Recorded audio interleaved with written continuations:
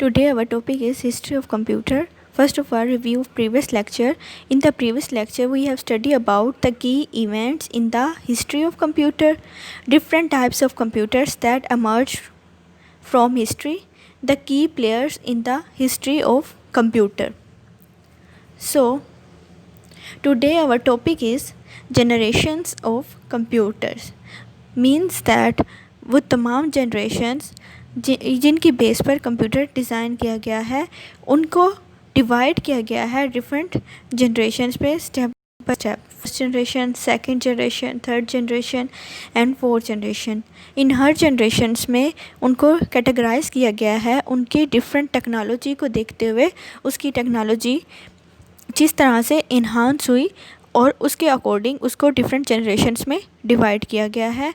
तो वो जनरेशन्स कौन सी हैं, हम वन बाय वन उनको स्टडी करते हैं.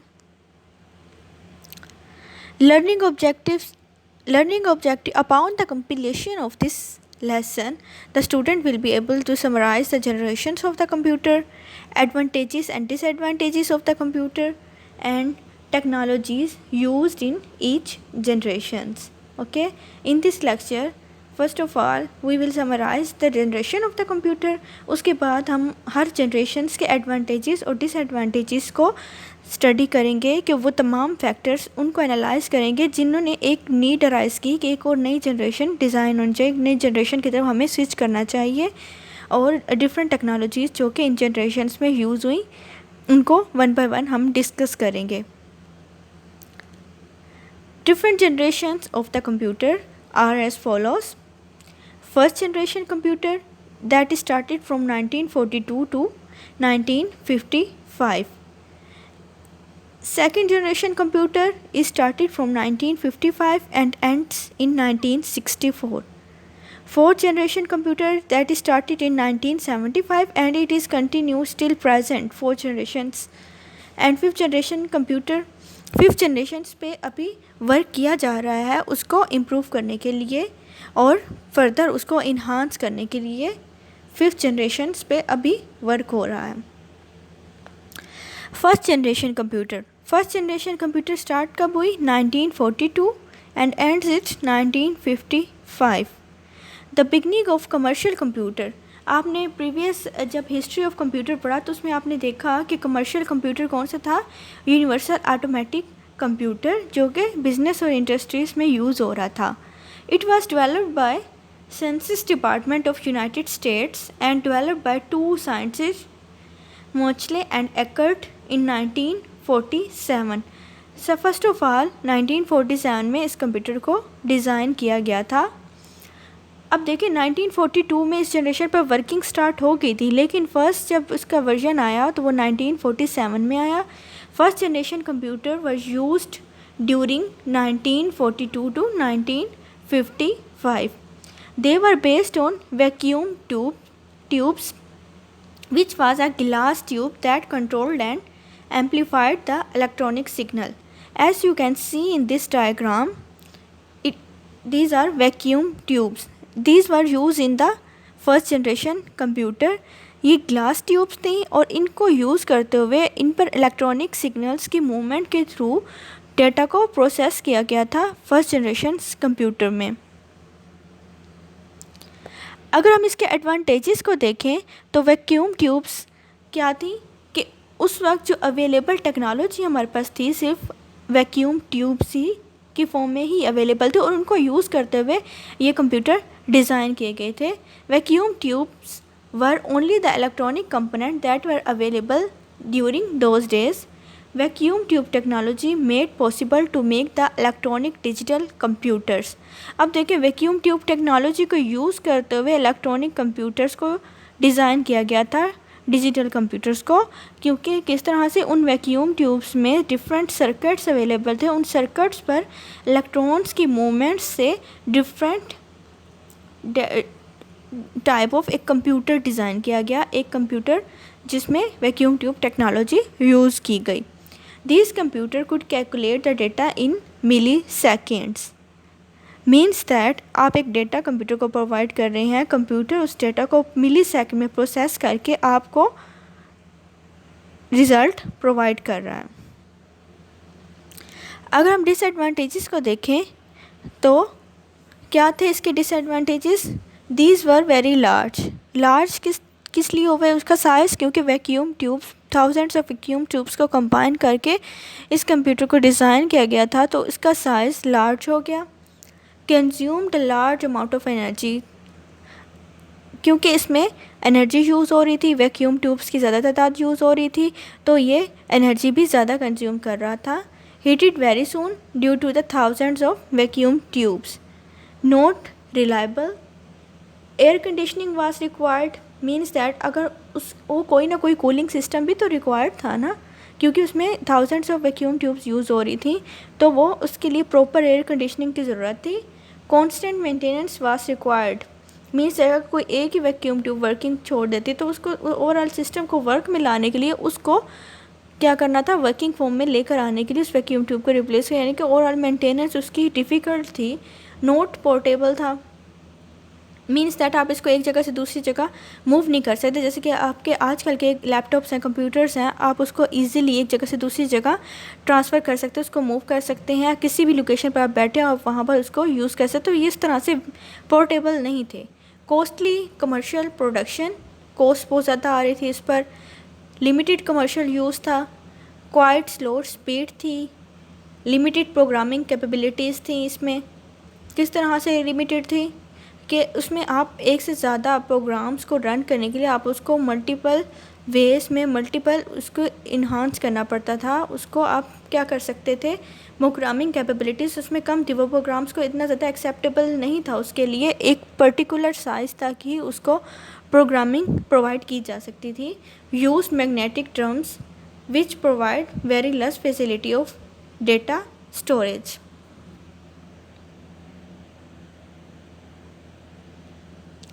इसके बाद अब इन तमाम फैक्टर्स को, डिसएडवांटेजेस को देखा गया और उसको थोड़ा सा प्रोसेस किया गया, उसको एक इन्हांस फॉर्म में लेकर आया गया कि ताकि जिसकी वजह से हमारे पास सेकंड जनरेशन कंप्यूटर्स आए।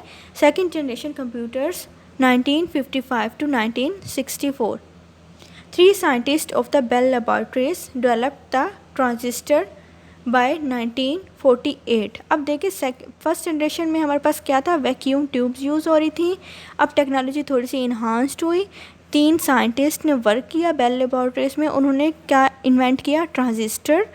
These scientist include Bardeen, Brattain and Shockley. अब ये 3 साइंटिस्ट थे जिन्होंने किस पर काम किया था, ट्रांजिस्टर्स पर। Transistors is a small device that transfer the electronic signals across the register. अब आप यहाँ पर अगर देखें तो ट्रांजिस्टर्स जो थे इनका साइज़ वैक्यूम ट्यूब्स की मुनासिबत से कम है। वैक्यूम ट्यूब्स ग्लास ट्यूब्स थी, वो हीट हो जाती थी, लेकिन हमारे पास ट्रांजिस्टर्स थे, इनमें क्या था कि आप इनका स्ट्रक्चर देखें तो इनमें डिफरेंट वायर्स यूज़ हो रही हैं। ये वायर्स इलेक्ट्रॉनिक सिग्नल्स को इसलिए मूव कर सकती थी। The transistor was used in computer by 1956 in second generation computer. इन ट्रांजिस्टर्स को 1956 में सेकेंड जनरेशन कंप्यूटर में यूज़ किया गया। एक न्यू फॉर्म ऑफ कंप्यूटर हमारे पास आ गए in the second generation computers.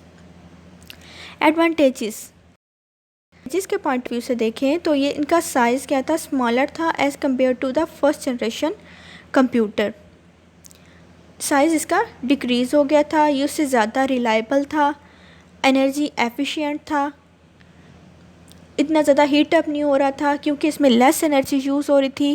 Glass tube की बजाय हमारे पास वायर टेक्नोलॉजी आ गई थी एंड वाइडर कमर्शियल यूज़ इसने प्रोवाइड किया। पोर्टेबिलिटी प्रोवाइड की, बेटर स्पीड प्रोवाइड की, that could calculate the data in micro seconds. अब देखिए प्रोसेसिंग स्पीड भी इससे इंक्रीज़ हो गई। Used faster peripherals like tape driver, magnetic disk and line printer.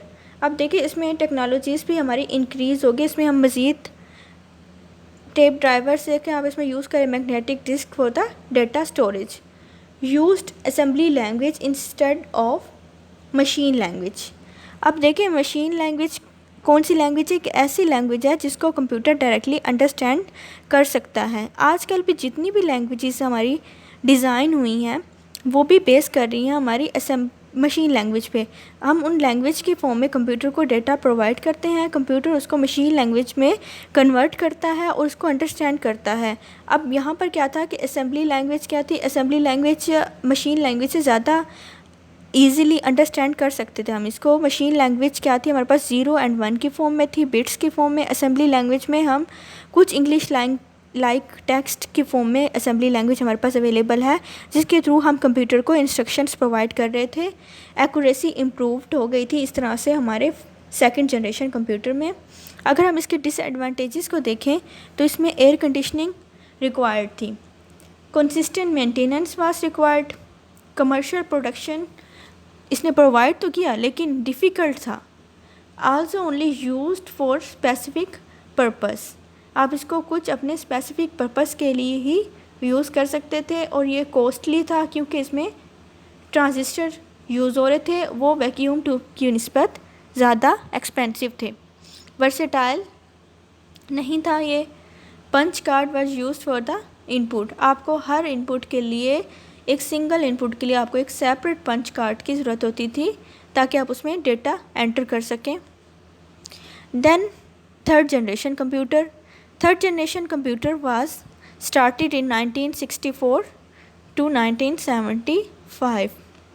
Jack Kilby developed the integrated circuit in 1958. अब देखिए, अब हम ट्रांजिस्टर से किस पर स्विच हो रहे हैं, इंटीग्रेटेड सर्किट्स पे। फर्स्ट जनरेशन कंप्यूटर में हमने वैक्यूम ट्यूब्स यूज़ की, सेकंड जनरेशन कंप्यूटर्स में transistors, and the third generation computers ने एक नई टेक्नोलॉजी इंट्रोड्यूस्ड करवाई जो कि क्या थी, integrated circuits. As you can see in the diagram, integrated circuit is shown. An integrated circuit is combined 3 electronic components onto a small silicon disk. आप इस डायग्राम में देखें, आपको एक छोटी सी डिस्क नज़र आ रही है ब्लू कलर की, एक स्मॉल सिलिकॉन डिस्क। उसके ऊपर क्या है कि इलेक्ट्रॉनिक कंपोनेंट्स को डिज़ाइन किया गया है, 3 मेन इलेक्ट्रॉनिक कंपोनेंट्स जो कि उसको वर्किंग फॉर्म में लेकर आ रहे हैं।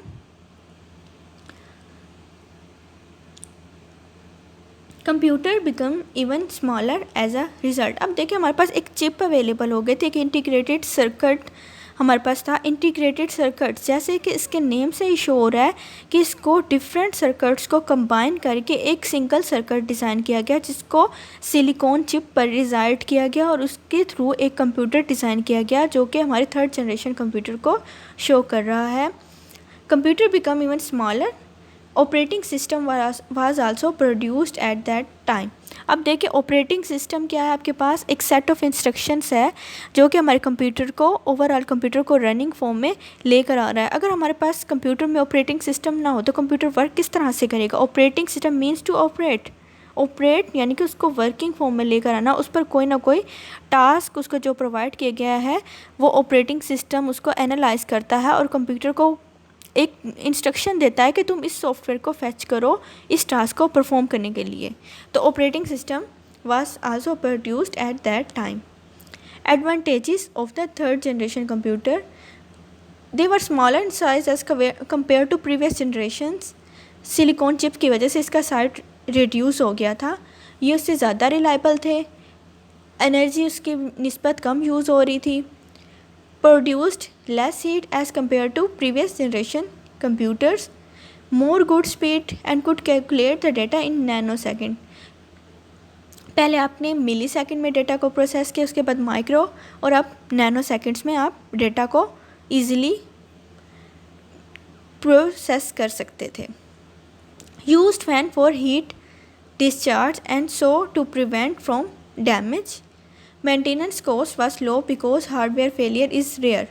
अब इसमें देखिए, मेंटेनेंस कॉस्ट कम हो गई क्योंकि इसमें हार्डवेयर जो था उसका फेलियर होने के चांसेस बहुत कम हो गए थे due to the use of the chip integrated circuit.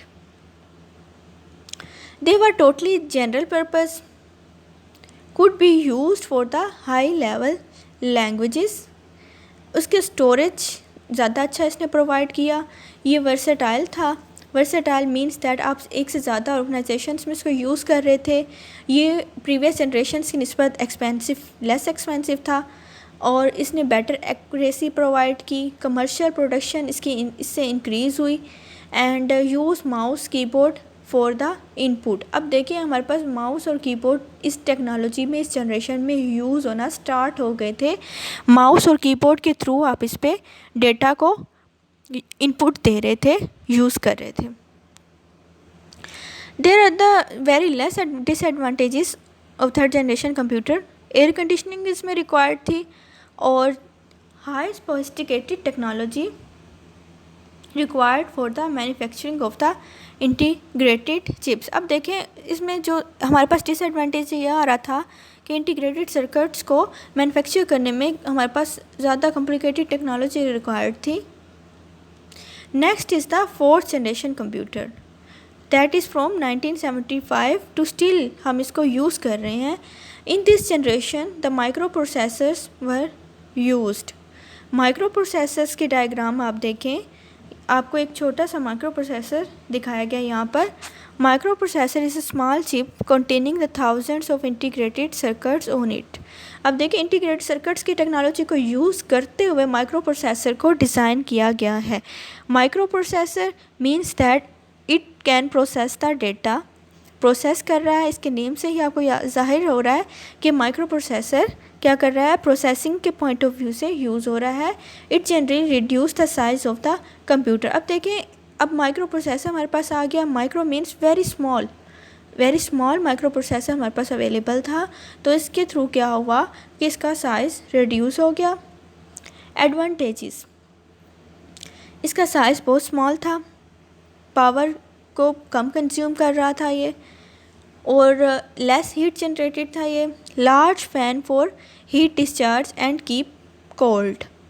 No air condition is required, but the speed to read instruction is 1 billion per second.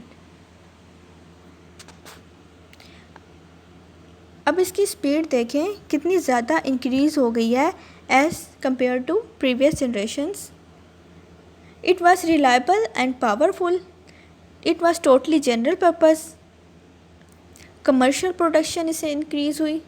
Less need of repairing. अब इसको फॉल्ट टॉलरेंस थी इसमें, इसको इतना ज़्यादा ज़रूरत नहीं थी इसको बार बार रिपेयर करने की। Cheapest among all the generations.